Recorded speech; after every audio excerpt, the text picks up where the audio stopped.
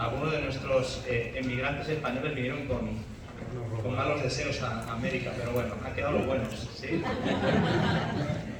Bueno, un gusto estar con vosotros, como decía el pastor, primera vez que estamos aquí en Kansas. Estoy contento de que Nancy pueda estar conmigo, los dos pequeñitos. Hemos dicho que tenemos 5 hijos porque tenemos dos procesos. El primero fue el proceso natural. Nuestros hijos ya están en la universidad en Argentina, son chicos grandes, 25, 23 y 20, y estamos adoptando a estos 2 pequeñitos que están ahí con vosotros. Nosotros 2, eso es. Como veréis, Mateo tiene 0 miedo escénico. Mateo es hiper extrovertido, y si no lo habéis visto todavía lo iréis viendo porque él interactúa con papá, mientras papá predica, él se entusiasma. Barbie es un poquito más tímida. Así que mucho gusto, de verdad, mucho gusto estar con vosotros. Vamos a la palabra de Dios, si os parece. Amén. El texto que hemos leído, no por ser muy conocido, deja de ser importante, ¿sí? Cuando Jesús dice yo estoy a la puerta y llamo, no lo está diciendo al mundo, no lo está diciendo ni siquiera a las personas, lo está diciendo en principio a la iglesia que se encuentra en Laodicea. Una iglesia donde el Jesús no está dentro sino que está fuera, ¿qué tipo de iglesia es? Una iglesia a la que Jesús tiene que decirle, chicos, que estoy a la puerta y llamo. Si está a la puerta, lo que significa es que no está dentro, está a la puerta, está queriendo entrar. Y el gran riesgo de la iglesia en el siglo en el que vivimos nosotros es que Jesús no ocupe el lugar que debería ocupar. Cuando decimos Jesús, no decimos solamente una emoción, no decimos solamente un canto bonito. Jesús lo es todo en la iglesia. De hecho, él mismo dirá que el reino de Dios, que la iglesia será construido con el único fundamento que es Cristo. Y todos sabemos que nadie puede poner otro fundamento que el que está puesto, el cual es Cristo Jesús. Si Cristo no está dentro de la iglesia puede tener apariencia de iglesia, pero no es iglesia. Porque lo que hace que a la iglesia sea iglesia es el lugar que Cristo ocupa en ella. Somos iglesia siempre y cuando Cristo sea la razón por la que venimos a la iglesia. Amén. Somos iglesia siempre y cuando Jesús sea el mensaje que predicamos en la iglesia. Somos iglesia siempre y cuando la esperanza que compartimos con la gente que nos rodea es que Cristo va a volver. Si Cristo no forma parte de nuestra predicación, si Cristo no lo forma parte de nuestra esencia, si Cristo no lo ocupa todo en todos de cada uno de nosotros, esto no es iglesia, es otra cosa. Por eso el texto, aunque es muy conocido, yo estoy a la puerta y llamo. Si alguno oye mi voz, que me abra la puerta, y entraré y cenaré con él, y él estará conmigo. Esta invitación que se personaliza, porque no es que toda la iglesia va a abrirle el corazón a Jesús. Lo abrimos cada uno como individualmente. Yo estoy a la puerta, Jesús nunca va a forzar a entrar, pero está a la puerta. Si cada uno de nosotros en nuestros hogares, en nuestras familias, en nuestra experiencia religiosa ponemos a Cristo en el lugar que le corresponde, la iglesia cuando se une como comunidad es una iglesia que está llena de cariño, de amor, de perdón, de misericordia, de no juicio, de no juzgar, de no criticar. Porque la experiencia de cada uno de nosotros con Jesús es lo que forma la experiencia de la iglesia. Una iglesia no es iglesia por lo mucho que sabe, una iglesia no es iglesia por lo bien que canta, una iglesia no es iglesia por lo bien que funciona la megafonía. Una iglesia es iglesia cuando Cristo, en lugar de estar fuera, está dentro. Amén. Así que el texto es muy conocido, pero no porque sea muy conocido no deja de ser una invitación a que nos replanteemos qué tipo de experiencia cristiana estamos viviendo cada uno de nosotros. ¿Qué lugar ocupa Jesús en nuestra vida? Nos encontramos con un adventismo social. Yo soy adventista y tengo las características visibles de un adventista. No trabajo los sábados, me visto de una forma especial cuando voy a la iglesia, no me decoro como otros se decoran, y yo no estoy hablando de nada de eso como bueno o malo, solamente digo, hay un adventismo que es visible, que es social, es un adventismo que es aceptado por todo el mundo, pero no por ser adventista social. Es un adventismo bíblico. ¿Qué quiero decir con esto? Si durante la semana mi experiencia con Jesús es más bien pequeñita porque no tengo tiempo, si durante el día a día de mi experiencia religiosa enfatizo más ciertos temas pero me olvido de Cristo, de su amor, de su gracia, su misericordia, de lo que Él siente por mí, de lo que Él me ofrece, si yo soy más adventista por lo sensacionalista, por las señales del tiempo del fin, por lo que está pasando en el Vaticano, por cómo los jesuitas se meten dentro de la Iglesia, si mi adventismo no es un adventismo que vibra con la persona de Jesús, Él seguirá estando a la puerta llamando. Y el problema de que Jesús llame a la puerta es que a veces hay tanto ruido dentro que no escuchamos que alguien está llamando fuera. Y esto es de lo que vamos a hablar, si os parece, toda la semana, ¿sí? ¿Qué lugar ocupa Jesús en nuestra experiencia cristiana? ¿Sí? Esta es la introducción para toda la semana. Así que el texto sobre el que trabajaremos toda la semana, aunque no lo trabajemos, pero el texto que dará fundamento a toda la semana es Apocalipsis 3:20. Yo estoy a la puerta y llamo. ¿Qué lugar ocupa Cristo en nuestra experiencia religiosa?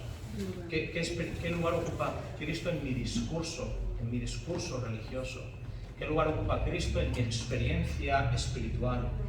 ¿Quién es Jesús en mi caminar espiritual por la vida? ¿Quién es Él? ¿Cuánto lo quiero? ¿Cuánto lo amo? ¿Cuánto lo aprecio? ¿Cuánto lo espero? ¿Cuánto lo deseo? ¿Cuánto lo quiero abrazar? ¿Amén? Amén. Yo estoy a la puerta y llamo. ¿Sí? Él es único. Amén. Amén. Y no hay nadie más como Él. Nadie más que Él. ¿Sí? Esto es lo que hace que el Evangelio sea el Evangelio de Cristo. Las buenas noticias no tienen que ver con nosotros, tienen que ver con Él. Amén. Amén. Es lo que Cristo hace en mí. Es lo que Cristo me promete. Es lo que Cristo me ofrece. Es que aun siendo pecador, Él quiso morir por mí para que yo tuviera la oportunidad de ser salvo. Es Él, es Él. Él es la esencia. Por eso nadie puede poner otro fundamento que el que está puesto. ¿Sí? Ahora, vayamos a un texto de la Escritura. Si tenéis Biblias, o si mi hermano Megafonía es lo suficientemente hábil como para hacerlo, vamos a Segunda de Crónicas. Vamos a hacer un pequeño repaso histórico para sacar dos lecciones espirituales en este primer mensaje, sábado por la mañana. ¿Amén? Segunda de Crónicas, vamos al capítulo 36. Segunda de Crónicas. ¿Sí? Antes de leer el texto, solamente repasamos juntos. Augusto, ¿pasa algo si bajo? No pasa nada. Nadie se va a morir, nadie se pone nervioso. Segunda de Crónicas, capítulo 36. Ahora, antes de leer Segunda de Crónicas, vamos a recordar juntos que hay 6 libros en el Antiguo Testamento que van juntos de la mano. Son crónicas, son eventos históricos. Son las narraciones históricas que encontramos acerca de los reyes en Israel. ¿Sí? Nos encontramos 6 libros que van agrupados de 2 en 2. Primera de Samuel, Segunda de Samuel. ¿Estamos? ¿Sí? Primera de Samuel, Segunda de Samuel. Primera de Reyes, Segunda de Reyes. Primera de Crónicas, Segunda de Crónicas. Rápido. Primera de Samuel es la historia del profeta Samuel. ¿Os acordáis? Su madre no puede tener hijos, ella va hasta el tabernáculo, ¿sí? Ella ora, el profeta que la ve piensa que está borracha, ¿os acordáis? Pero ella está rogando, ella quiere ser mamá y promete a Dios, Primera de Samuel le promete que si Dios le da un hijo, lo va a dedicar al templo todos los días de su vida, no al templo, sino al tabernáculo. Primera de Samuel. Entonces nos encontramos con la historia de este gran profeta, este gran vidente, que es el referente no solamente espiritual, sino también político del Estado de Israel, o del pueblo de Israel, ¿sí? Todo llega en el momento en el que dicen queremos un rey como las demás naciones, y ahí nace la monarquía en Israel, bajo el primer rey que se llama Saúl. De Saúl, ¿qué sabemos? Pues que era el más alto del pueblo, de la tribu de Benjamín, ¿os acordáis? Aparentemente, ya que los israelitas querían un rey como las demás naciones, querían a alguien que los representase, alguien de quien pudieran sentirse orgullosos, Dios les dio a alguien conforme al corazón de lo que ellos estaban buscando. Un tipo enorme, ¿sí o no? Fuerte. Un hombre que al verlo la gente decía, es que parece un rey, Saúl. ¿Sí? Esto es Primera de Samuel. Sabemos que Saúl, lamentablemente, es una de las historias más tristes de la Biblia, porque Saúl podría haber sido, pero no fue. Saúl podría haber sido. Dios quiso bendecir a Saúl. De hecho, si Saúl hubiera sido fiel, en lugar de la historia del rey David, hubiéramos tenido la historia del rey Saúl, con todos sus descendientes sentados en el trono de Israel. Pero lamentablemente Saúl no fue fiel. Así que esto es Primera de Samuel. Segunda de Samuel nos encontramos con la historia del gran rey David. Un hombre conforme al corazón de Dios. Un hombre que no fue perfecto, que se equivocó. Todos recordamos el episodio de Betsabé. Lo mal que lo hizo David. Sin embargo, David es un hombre sensible. Un hombre que, como tú y yo, amaba al Señor a pesar de no ser perfecto. Un hombre que cuando se equivocó supo confesar su pecado. Un hombre que cuando se equivocó supo reconocer que Dios necesitaba perdonarlo. Devuélveme el gozo de la salvación. ¿Recordáis David? El gran rey David, el gran profeta, el pastor de las ovejas, que con su arpa componía salmos, que todavía hoy, siglos y siglos después, nos emocionan, porque nos hablan de la experiencia humana. Los seres humanos no somos perfectos, pero buscamos adorar a un Dios que sí que lo es. Amén. Este es el rey David, segunda de Samuel. Cuando termina segunda de Samuel, David ya se ha hecho muy mayor, está por morir, y llega el momento de darle el reino a su hijo Salomón. Hay problemas, todos conocemos las historias, o por lo menos tenemos la oportunidad de conocer las historias de los hijos de David. Los hijos de David fueron tremendos. Se pelearon, violaron a sus hijas, violaron a las mujeres de David. Ahí tenemos la historia de Absalón. Tenemos varios personajes bíblicos, hijos de David, que son un desastre. Pero cuando llega el momento, Dios promete que de uno de los hijos de David se sentará en el trono. Y ese elegido es Salomón, que da la casualidad, o por lo menos es curioso que sea así, que Salomón sea hijo de Betsabé, la mujer con la que David se acostó pecando contra el Señor. Pero Dios es un Dios de gracia, ¿sí o no? Que incluso de nuestros errores puede sacar grandes bendiciones. Este es el Dios en el que creemos, ¿o no?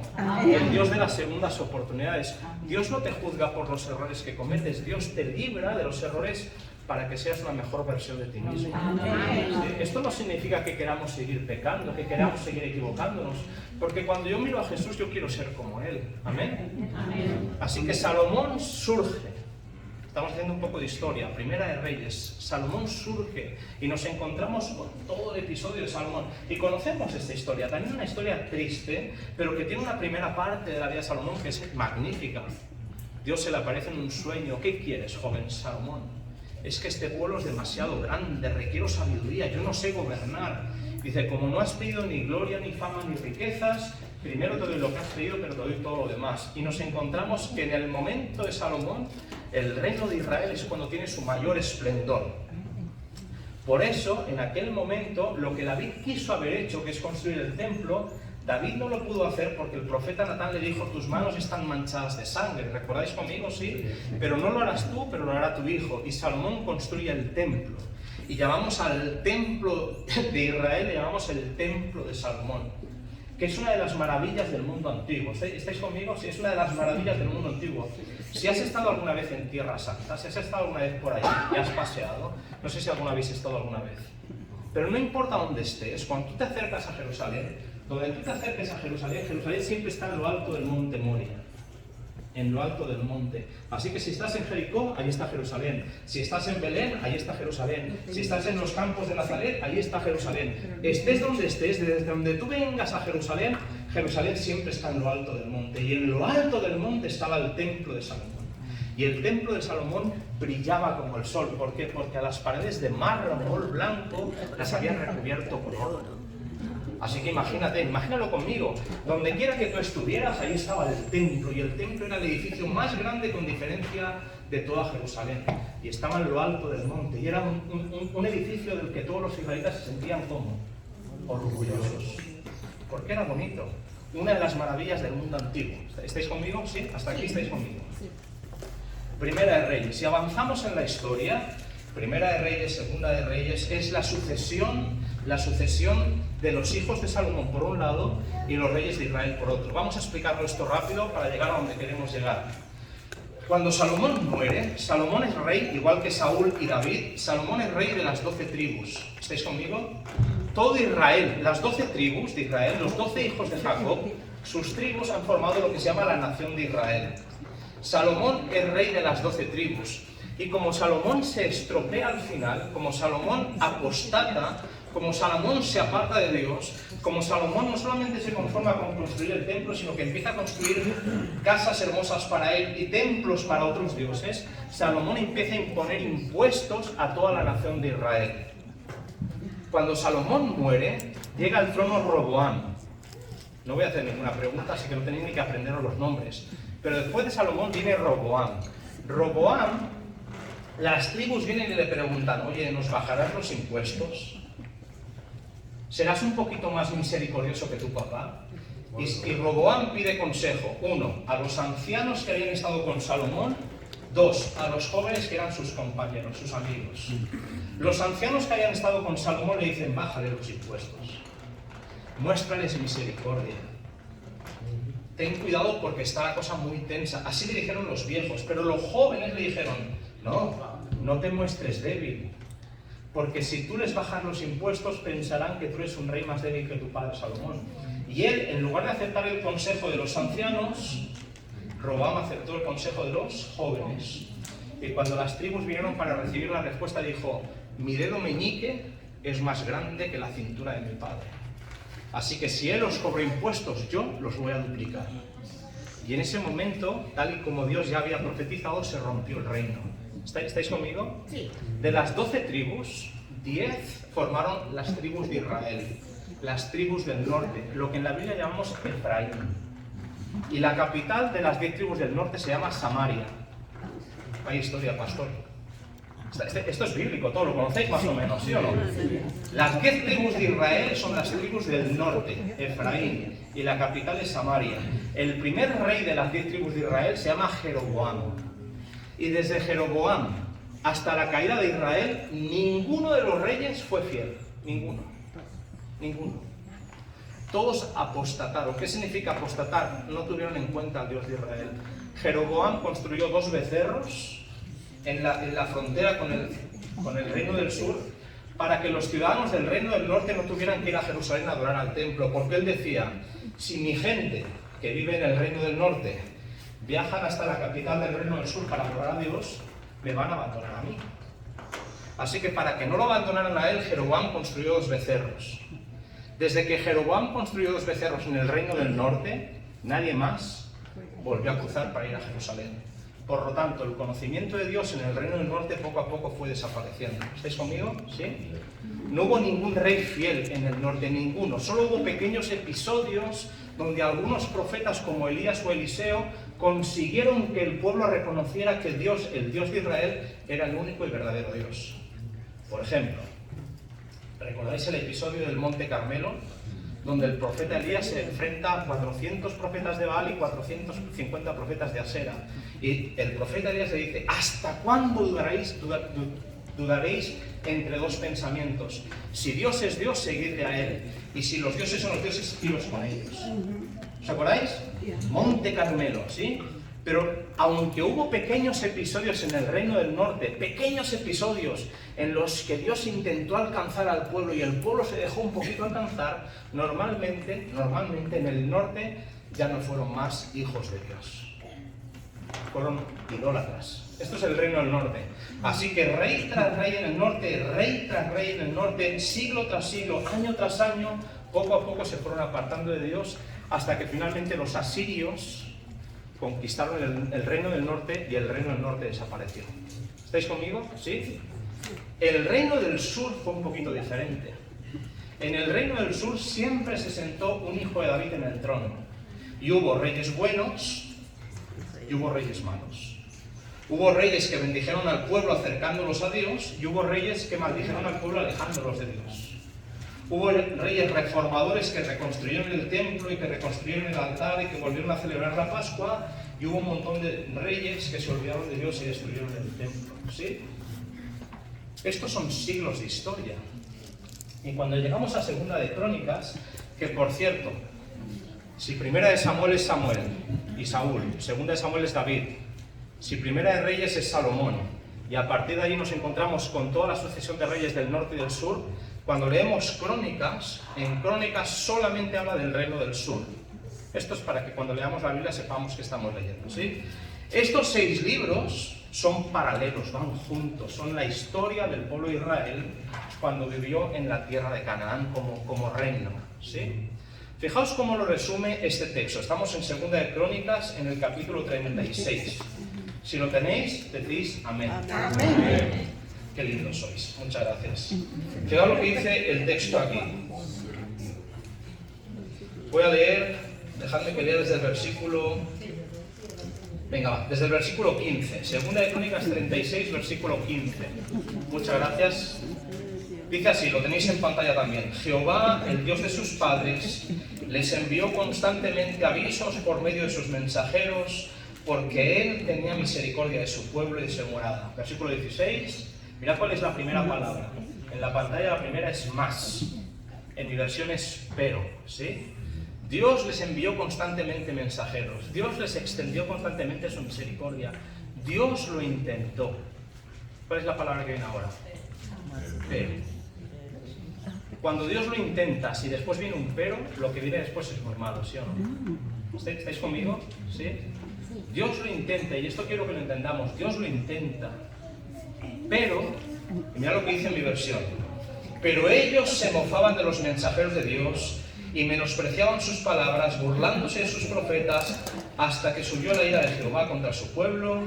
Y mira cómo termina. Así termina el Antiguo Testamento. Y no hubo ya más remedio. ¿Estáis conmigo? ¿Estáis conmigo en la historia? ¿Sí? Hemos hecho un poco de historia y todo esto lo vamos a vincular con el texto de Apocalipsis 3:20, yo estoy a la puerta y llamo. ¿Sí?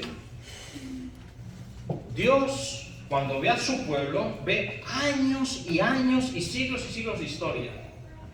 Y Dios mismo, en revelación profética, cuando escribe Segunda de Crónicas, cuando inspira Segunda de Crónicas, el propio Dios dice, yo lo intenté.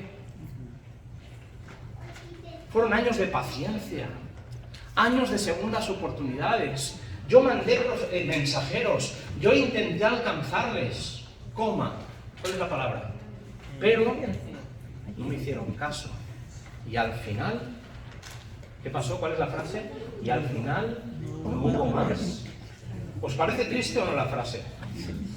¿Os parece triste? Dios lo intentó, Dios quiso salvar, Dios quiso tocar, Dios quiso hacerles recuperar la razón por la que eran el pueblo de Dios. Pero no lo consiguió. Y al final no hubo más remedio. El reino del norte desapareció. Y cuando fue invadido por las tribus asirias y demás, fueron ellos los que llenaron de habitantes el reino del norte. Y por lo tanto llegó un momento en el que ningún hijo de Abraham vivía en el reino del norte, ninguno. Tenían apariencia, decían adorar a Dios, pero tenían sus propios templos, tenían sus propias culturas, tenían sus propios dioses. Y es por eso que el apóstol Juan dice que los judíos y los samaritanos no se hablan. No se hablan, no se llevan bien. ¿Por qué? Porque los de Samaria para arriba, que era la tribu del norte, ya no son hijos de Israel, no son hijos de Abraham, no son hijos de Jacob, son otras personas que aparentan ser pero no son. Esto es lo que pasó al norte, el norte desapareció, pero llegó un momento en el que el sur también tuvo un golpe de atención fuerte, y esto lo recordaréis conmigo. El sur, la capital es Jerusalén, y en Jerusalén está el templo, recordáis conmigo, ¿verdad? Llega Nabucodonosor, que es un rey babilonio, es la conquista de Jerusalén. Jerusalén es una ciudad gloriosa, el símbolo de la presencia de Dios es el templo. Todos los judíos se sienten orgullosos del templo y sienten que mientras tengan el templo, nada malo les va a pasar. ¿Estáis conmigo? Sin embargo, no son fieles a Dios. Dicen que son, pero no son. Aparentan ser, pero no son. Tienen el templo, pero se han olvidado de Dios. Tienen el sacrificio, pero no practican la misericordia. ¿Estáis conmigo? Yo estoy a la puerta y llamo. Lo malo de una iglesia que dice ser, pero no es que tarde o temprano va a pasar por un proceso que es duro.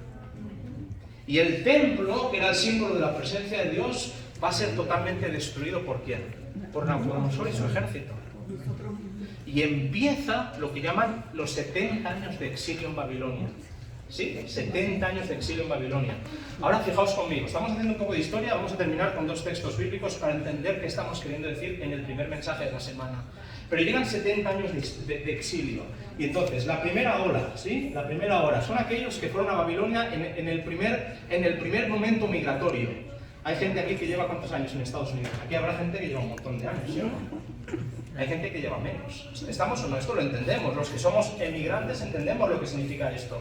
Cuando Nabucodonosor conquistó Babilonia, o sea, Jerusalén, se llevó primero a un grupo, ¿sí? Se fueron a vivir a Babilonia, ¿sí? Un grupo. Fueron los primeros, y ahí estaban tus primos, tus padres, tus tíos, ahí estaban ellos. Años después, un segundo grupo salió, ¿sí? Ahí iba el profeta Daniel, por ejemplo. Una gran caravana de judíos que se fueron. Esta gente que salió en el primer viaje y en el segundo no vieron nunca el templo destruido. ¿Entendéis o no? Porque al principio Nabucodonosor no destruyó nada. Esta gente salía de una Jerusalén que todavía parecía Jerusalén. Esta gente salía de Jerusalén con la esperanza de algún día, ¿qué? Volver. Pero los que se quedaron, en lugar de ser fieles, provocaron la ira de Nabucodonosor. Y finalmente Nabucodonosor destruyó toda la ciudad, incluyendo el templo. Y finalmente todos los judíos fueron deportados a Babilonia. ¿Sí? 1 año, 2 años, 3 años, 4 años. Y nos encontramos con profetas de parte de Dios que les dice: chicos, construid vuestras casas. Estáis en Babilonia, vais a estar un buen tiempo, trabajad, haced vuestras casas. Que es lo que estáis haciendo muchos de vosotros en este país. No es el vuestro, pero ¿qué hacéis? Pues trabajáis y tenéis vuestras casas, ¿verdad? Quizás alguno tenga la esperanza algún día de volver. Estos lo tenían todos, pero poco a poco, sus hijos fueron naciendo en Babilonia. Así que sus hijos ya no eran de Jerusalén, ya eran babilonios. ¿Estáis conmigo, sí o no? Empezaron a ir a la escuela los hijos de esta gente. Y el sueño de volver empezó a desaparecer. Y las ganas de volver empezaron a desaparecer, sobre todo los hijos, que ni sabían lo que era Jerusalén, porque habían no solamente nacido en Babilonia, se habían criado en Babilonia. 70 años son muchos años. ¿Estáis conmigo? Sí. Pero llegó el cumplimiento del tiempo y empezaron los decretos para reconstruir Jerusalén. Así que los reyes persas, esto lo decía la profecía, empezaron a decir: tenéis permiso para volver. Y algunos no, porque ya no querían, pero muchos decidieron ¿qué? Volver. Imaginaos, recorres todo el camino, tú tienes una imagen de Jerusalén idealizada, tú ya casi no recuerdas cómo era Jerusalén, pero cuando piensas en Jerusalén, ¿qué es lo que ves en tu mente? ¿Qué es lo que recuerdas? El templo, ¿sí o no? Ahora imagínate toda esta gente que poco a poco sale de Babilonia, poco a poco, después de muchos días de caminar, porque no hay ni coches, ni aviones, ni nada, después de muchos días van llegando a Jerusalén. Y hemos dicho, no importa por dónde vayas, siempre que tú... El sentimiento de frustración, de tristeza, porque lo que están encontrando no es lo que ellos dejaron. Esta gente pensó, salimos de Babilonia y volvemos a nuestras casas y retomamos la vida como fue, pero es que resulta que ni las casas, ni la vida, ni los campos, ni el templo, ni nada está allí. Tienen que empezar de cero. Y la gente que lidera este grupo, los pastores, los sacerdotes, el gobernador, les intentan dar ánimo. Chicos, vamos a reconstruir Jerusalén, vamos a hacerla gloriosa otra vez. Pero es tan profunda la depresión, es tan profunda la tristeza que les cuesta mucho ponerse manos a la obra. ¿Estáis conmigo? Sí. Esta es la historia. Entonces vamos a leer un texto en Ageo. Es un texto muy conocido, quizás para muchos no, pero es un texto que quizás algunos conozcáis. Os doy tiempo para que busquéis Ageo. Tomaos vuestro tiempo, vamos a buscar Ageo. No es uno de esos libros fáciles de encontrar, pero nos damos tiempo. Cuando lo encontremos decimos amén. No mintáis, ¿eh? Solo cuando lo encontremos, Dios te bendiga. Yo confío en ti. Ageo. Ahí está, pastor. Ageo, ¿lo tenemos? Ageo dice así, mirad el capítulo 1, versículo 4. Es el profeta el que le habla al pueblo. Este es el pueblo que ha vuelto, ya lleva tiempo en Jerusalén. Llevan años en Jerusalén. Y mirad lo que Ageo, el profeta, les dice. ¿Es acaso para vosotros tiempo de habitar en vuestras casas reparadas, mientras que la casa de Jehová está en ruinas? ¿Estáis conmigo, hermanos queridos? No hace falta que sigáis buscando, o seguís buscando mientras me escucháis. Ageo les dice, oye, ¿no os da un poco de pena que el tiempo que lleváis en Jerusalén, en lugar de dedicaros a reconstruir el templo, solamente os habéis dedicado a reconstruir vuestras casas? ¿No os da un poco de pena? ¿No os parece que lo primero que tendríamos que haber reconstruido todos es el templo? Porque el templo es lo que da sentido a Jerusalén. Es el templo lo que le da sentido a nuestra religión. Esto es lo que Ageo les dice. Así que la gente reflexiona y dicen, es verdad. Es verdad. Y entonces con Zorobabel y con el sacerdote Josué se ponen a reparar el templo. Y lo primero que hacen es trabajar en el fundamento. Seguidme. Trabajar en el fundamento. ¿Estáis? La referencia que ellos tienen, aquellos que son viejos, los que vivieron en Jerusalén antes de la deportación, la referencia, cuando ellos cierran sus ojos, el templo que ven es el templo de Salomón. Una de las maravillas del mundo antiguo, un súper templo, precioso, enorme, glorioso, porque Salomón vivió en el momento de máximo esplendor de Jerusalén. ¿Estáis conmigo? El oro fluía por las calles, la plata, era riqueza por todas partes. Así que cuando los primeros construyeron el primer templo, lo hicieron sin ahorrar en ningún tipo de detalle. Era todo lujo. ¿Sí? ¿Estáis conmigo? Esta gente no tiene la capacidad económica de Salomón. Los que han vuelto no tienen la capacidad, no tienen el oro, no tienen los recursos, no tienen el esplendor, no tienen la fuerza, no tienen la capacidad. Así que los pobres van a hacer lo que puedan. ¿Estáis? No va a ser comparable un templo con el otro. Y es por eso que cuando empiezan a construir el fundamento, todavía no han empezado a levantar las paredes. Solamente con el fundamento, con la base, Dios les dice lo siguiente. Estamos en el capítulo 2. Dice así. Escuchad en el versículo 3. ¿Quién queda? Este es Dios el que les habla a la gente. ¿Quién queda entre vosotros que haya visto esta casa en su antiguo esplendor? ¿Cómo la veis ahora? ¿No es ella como nada ante vuestros ojos? ¿Entendéis la pregunta, hermanos míos queridos? ¿La entendéis? Dios les pregunta, oye, los que sois más viejos, los que vivisteis en Jerusalén cuando el templo estaba en pie, ¿qué os parece lo que estáis viendo? ¿No os parece muy pequeño? ¿No os parece muy poca cosa? ¿Cuál es la respuesta? Pues sí. Esta es la respuesta, pues sí. Porque tú comparas lo que fue con lo que están pudiendo hacer y la comparación es muy triste. Porque lo que están pudiendo hacer para nada se parece a lo que fue. Pero yo la hacen mejor. Pero mira lo que dice el texto. Mira lo que dice el texto. Seguid conmigo.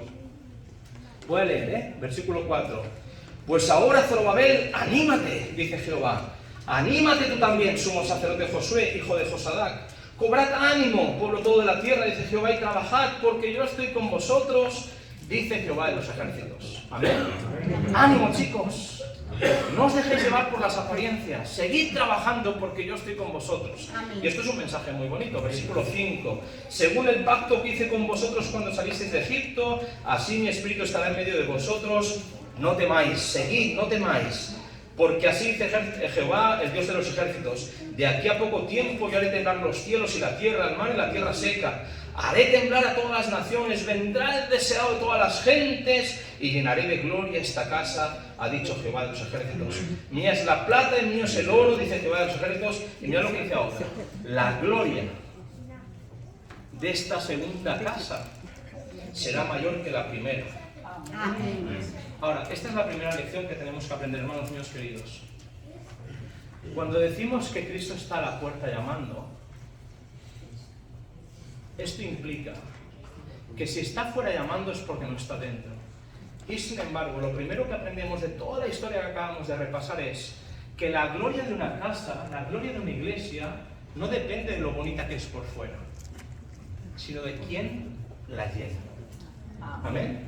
Amén. Si Cristo no está en la iglesia, no importa cuán bonita sea la iglesia, cuán cómoda sea la iglesia, cuán bien funcione la megafonía, si Cristo no está en la iglesia, aunque sea preciosa por fuera, la iglesia no es iglesia. No sirve para Porque lo que hace que una iglesia esté llena de gloria es quien está en su interior. Amén. Amén. Amén. Dicho de otra manera, y vamos a aplicarlo, antes de seguir con la última parte del mensaje, vamos a aplicarlo a nosotros. Nuestro cristianismo, nuestro adventismo, nuestra vida espiritual, ¿de qué depende? ¿De lo que los demás ven No. o de lo que está pasando con nuestra vida? Pero ¿qué está pasando con ¿Qué es nuestra apariencia o nuestro carácter lo que importa? El propio Dios dijo cuando estaba buscando un rey para Israel, ¿sí o no? Dios le dijo a Samuel, porque los hombres miran lo que está afuera, pero Dios mira eso es lo que pasa por dentro. Amén. No es la gloria de un cristiano el cómo se viste, no es la gloria de un cristiano el cómo se peina, no es la gloria del cristiano el cómo aparenta ser. Lo que hace que un cristiano sea cristiano es que Cristo esté en su interior. Amén. Y Cristo no es solamente algo que decimos de forma teórica, No. es lo que está pasando con nuestra vida, con nuestro carácter, cómo somos, cómo tratamos a los demás. ¿Cómo somos con la gente que piensa diferente a nosotros? ¿Somos respetuosos? ¿Somos amables? ¿Somos cariñosos? ¿Tenemos una sonrisa dispuesta para ayudar al que lo necesita? ¿Amén? Es lo primero que aprendemos. La gloria de esta segunda casa, que en comparación con la primera no es nada, será mucho mayor que la primera porque el deseado estará en este lugar. Amén. Lo que hizo que el segundo templo fuera lo que fue es que Cristo estuvo en ese lugar. En nuestra vida cristiana, en nuestra iglesia adventista, no importa cuán pequeña o cuán grande sea, lo que hace que una iglesia sea iglesia, lo que marca la diferencia, es el lugar que ocupa Jesús en nuestra vida. Amén. ¿Sí? Pasan los siglos, vamos con la segunda parte de este mensaje. Pasan los siglos. Ageo profetizó, porque Dios se lo inspiró, que el deseado, que Jesús llenaría de gloria esa casa. ¿Sí? Pasan los siglos y vamos al Evangelio de Juan. Segunda parte del mensaje, este es un poquito más corta. ¿Sí? Vamos al Evangelio de Juan. Capítulo 1. Este es más fácil de encontrar que Ageo. ¿Sí? Juan, capítulo 1. Mateo, Marcos, Lucas, Juan, el cuarto libro del Nuevo Testamento. Juan, capítulo 1, ¿sí? Antes del capítulo 2. Esto es fácil de entender, ¿sí? Dice así Juan, capítulo 1. ¿Recordáis este texto, no? En el principio el verbo, y el verbo era con Dios, y el verbo era Dios. Y está hablando de la gloria de que aquel que era uno con Dios vino a la tierra y se encarnó, se hizo uno de nosotros. Esto es Juan 1. Y entonces el texto dice así, un poquito más adelante. Lo leo, ¿sí? Dice así. En el mundo estaba y el mundo fue hecho por él, versículo 10. Pero el mundo no lo conoció, ¿sí? Versículo 10. En el mundo estaba y el mundo fue hecho por él, pero el mundo no lo conoció. Ahora mirad el versículo 11. Ahora mirad el versículo 11. Dice así. A los suyos vino. ¿Es triste esto o no? A los suyos vino. Esta gente llevaba siglos profetizando la venida del Mesías. Esta gente venía siglos estudiando la profecía bíblica, siglos leyendo la escritura, siglos participando de los rituales en el templo, siglos preparándose para el primogénito, siglos esperando la promesa del cumplimiento de la simiente hecha a Abraham. ¿Amén? Siglos esperando el cumplimiento de la promesa que se le hizo a Adán y Eva. ¿Sí? Enemistad pondré entre tu simiente, le dijo Dios a la serpiente, ¿sí? Y la simiente, los hijos de ella. Tú le herirás en el calcañar, en el tobillo, pero él te machacará la cabeza. Siglos, quiero que entendáis esto, siglos preparándose. Todos los rituales del templo, todo lo que ellos hacían tenía como objeto prepararse para el encuentro con Jesús. Pero la frase es muy triste, y lo es para nosotros como adventistas, ¿sí o no? Que llevamos años diciendo que Cristo viene. Ahora imaginaos, escuchad, cerrad los ojos y escuchad la frase. Vino a los que eran suyos. ¿Te imaginas que se dijera eso de nosotros? Vino a los que eran suyos, tanto tiempo predicando, tanto tiempo anunciando, tanto tiempo, y resulta que cuando vino, los suyos no lo recibieron. No estaban preparados. Lo habían perdido de vista. Esto lo conocemos todos, porque habían estudiado la Biblia, pero habían perdido de vista a Jesús. Se habían centrado en la letra, pero habían perdido de vista el espíritu. Conocían las normas, pero no conocían el amor de Dios. Así que vino a los que eran suyos, y esto es muy triste, vino a los que eran suyos, pero los suyos no lo recibieron. Y ahí tenemos a Jesús en un pesebre. Nadie le hace caso. Vienen estos señores de Oriente, los que llamamos los magos. Vienen, nadie está esperando a Jesús. Nadie está dispuesto a recibirlo. Por eso cuando nosotros pensamos en el texto de Apocalipsis, yo estoy a la puerta y llamo. ¿Cuántas iglesias hay? Que Jesús ya tiene hasta sangre en los nudillos de tanto llamar. Pero las actitudes que hay dentro de la iglesia no son nada parecidas a las de Jesús. Hay crítica, hay odio, hay orgullo. Y Jesús llamando a la puerta, pero en la iglesia estamos tan ocupados con nuestras historias que nadie está dispuesto a dejarle pasar. Vino a los que eran suyos y los suyos estaban demasiado ocupados. Y terminamos ya con el último texto, ¿sí? Lucas. Pasa el tiempo. Es el momento de inscribir al niño Jesús en las actas del templo. Estáis conmigo, ¿verdad? Lucas capítulo 2. Es el momento de José y María. Ha nacido Jesús en Belén, en el establo.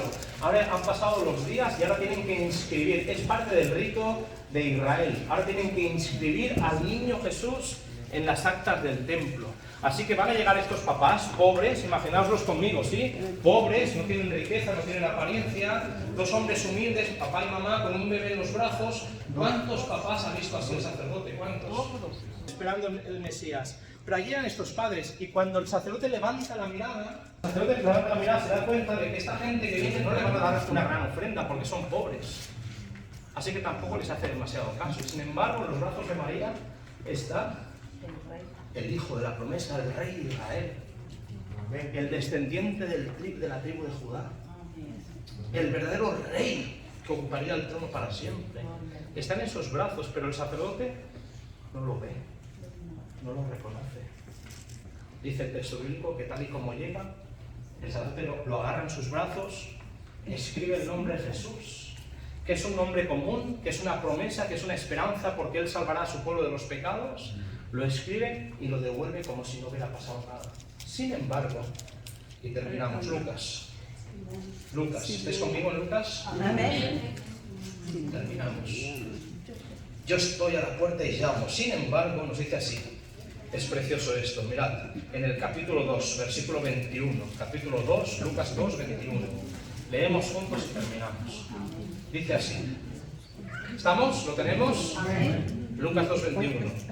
Cumplidos los 8 días para circuncidar al niño, le pusieron por nombre Jesús, el cual le había sido puesto por el ángel antes de que fuera concebido. Cuando se cumplieron los días de la purificación de ellos, conforme a la ley de Moisés, lo trajeron a Jerusalén para presentarlo al Señor. Como está escrito en la ley del Señor, todo varón que haga la matriz será llamado santo al Señor. Y para ofrecer, conforme a lo que se dice en la ley del Señor, un par de tórtolas o 2 palominos. Esto es lo que ofrecía la gente pobre. No tenían para ofrecer otras cosas, así que apenas podían ofrecer un par de palomas. ¿Sí?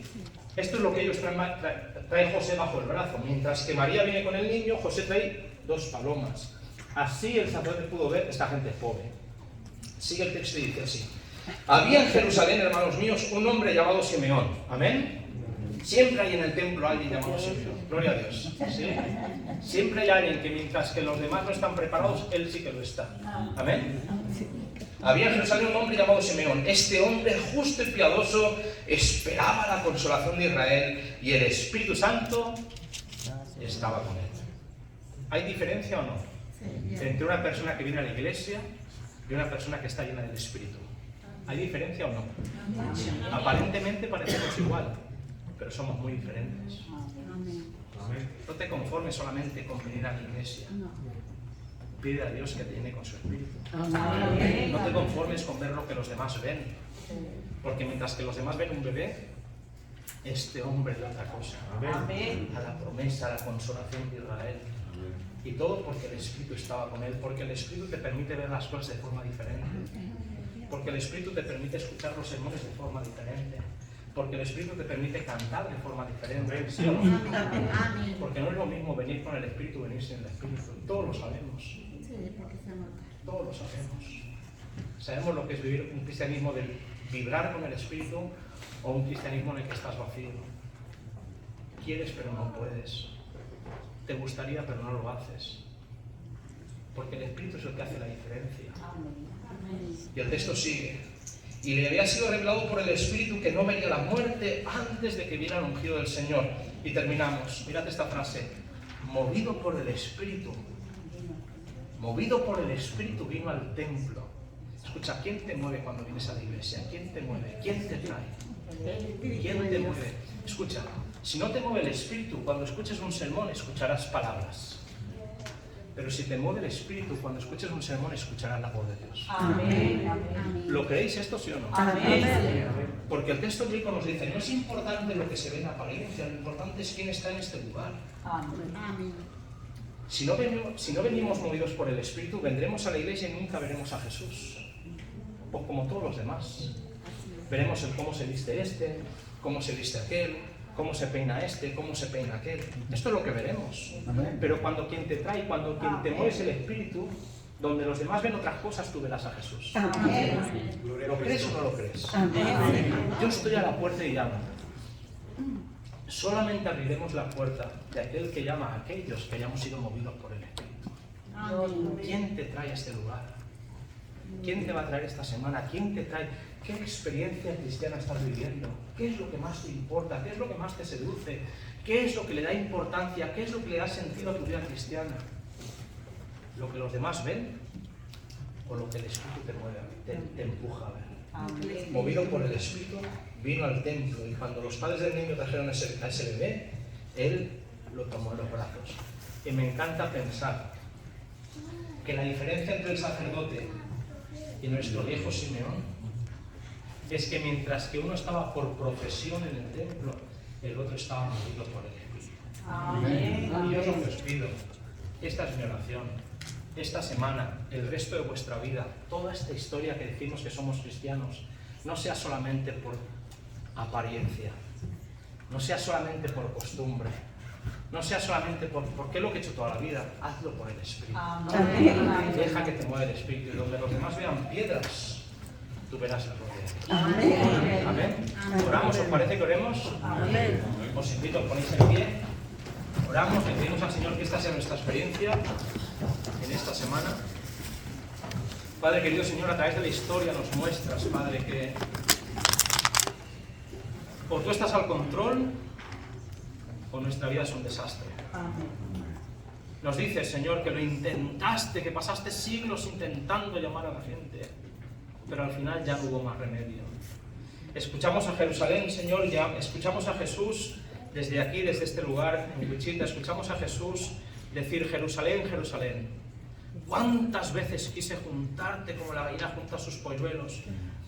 Pero no quisiste, y no queremos ser así, Señor. No queremos ser personas que no vean a Jesús.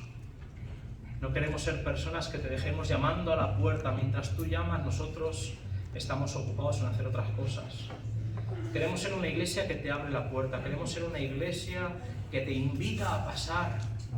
Queremos ser una iglesia que cuando nos reunamos aquí sea para encontrarnos contigo, que la razón por la que venimos a la iglesia no sea los programas de los hombres, sino el encuentro contigo.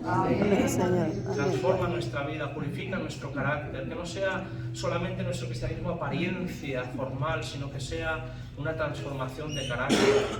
Danos tu gloria, Señor, para que se sepa que hemos estado contigo. A cada hermano, a cada hermana, a cada pareja, a cada matrimonio, a cada joven. Padre querido, tú traes el Evangelio a este lugar, pero no para que vuelva a ti vacío, sino para que dé fruto. Amén. Y te pido, Señor, que esta mañana o en estos días podamos levantar a Jesús. No se trata de nosotros, no se trata desde luego de mí, se trata solamente de ti, Señor. Si tú no has de estar en este lugar, no dejes que lleguemos. Porque lo que le da sentido a la iglesia es que tú estés en el centro, que tú lo seas todo para cada uno de nosotros.